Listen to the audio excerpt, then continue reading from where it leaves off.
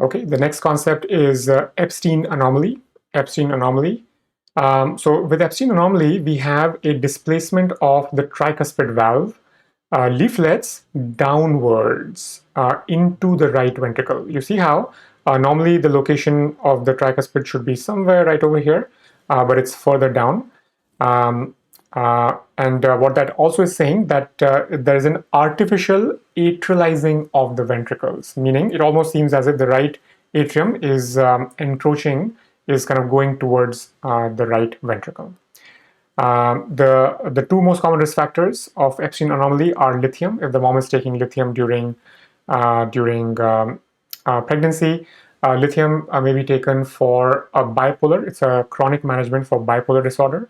Or let's say mom has taken benzodiazepine for anxiety or sleeping. That also has been found to cause the Ebstein's anomaly.